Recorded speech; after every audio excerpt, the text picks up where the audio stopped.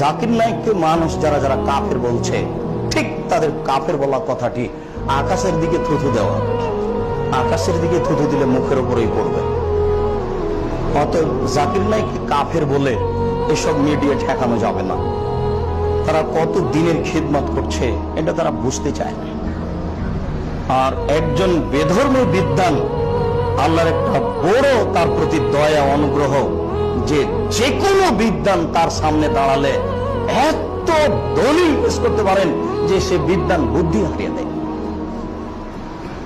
তো এরকম একটা সচেতন মানুষ যার খিদমত আল্লাহ কবুল করেছেন, তার খিদমতকে ঠেকানো মানে এটা বোকাম।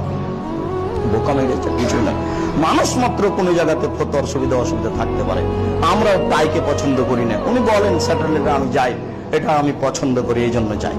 এছাড়া তারা প্রায় সব কথাগুলি একবারে চূড়ান্ত সঠিক শরীয়তের সাথে মিল আছে। আপনারা এইটা মূল্যায়ন করুন।